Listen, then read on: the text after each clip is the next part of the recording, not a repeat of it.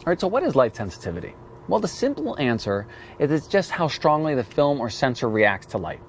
The more sensitive it is, the less light it needs to have a properly exposed image. And this is controlled by the ISO setting on your camera. ISO stands for International Standards Organization. Let's get a little bit more into this. In the early days of photography, there was a problem, which was that the chemicals that were being used to capture the image took a lot of time to get enough light on the film so that you would have a properly exposed image. This made it very difficult to get sharply focused pictures, as things do tend to move and it's hard to sit perfectly still for 5 seconds, let alone for a minute.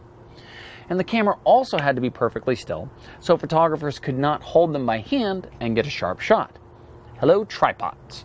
This is actually where the expressions for slow and fast film came from. The more sensitive the film was, the faster you could get a properly exposed image. The less sensitive the film was, the slower it was considered because it took longer to get a properly exposed image. So those type of films were called slow. For almost 200 years, there's been a constant evolution on two fronts. The first has been to give photographers tools to artificially create more light and better control the light that they have. You've seen these type of things. They're flashes, they're studio lights, they're pieces of silver and white that can bounce light onto the scene.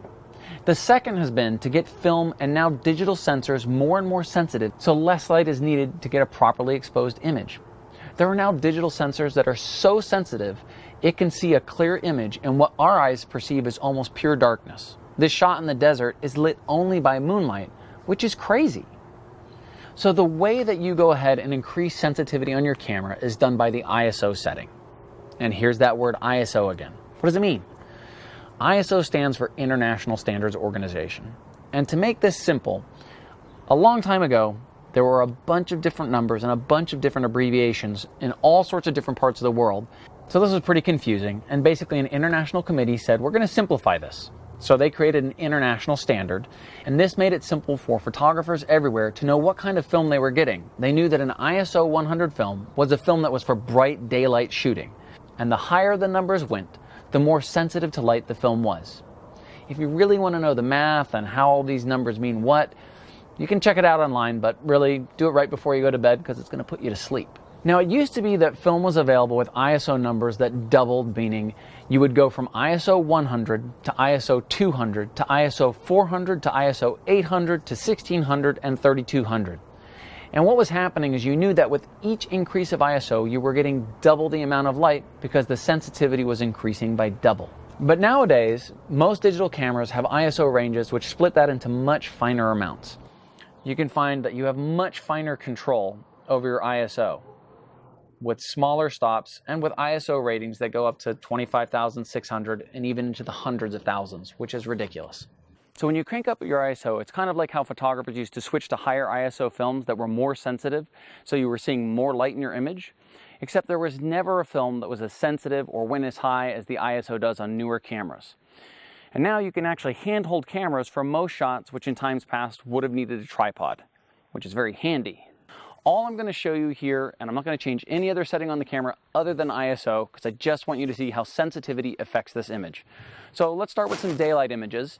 And remember, this is just to show you how ISO affects the image. Okay, so let's have a look at our patiently waiting model over here. Okay, so now I am at ISO 100. And as you can see, it's way too dark for this image. Okay, so now what we're gonna do is we're gonna go up to ISO 200. Okay, now we're going up to 500. And you can see the image is getting brighter and brighter, and that actually looks pretty good. But now I'm just gonna go ahead and go even higher, up to ISO 800. Now I'm gonna go up to ISO 1250.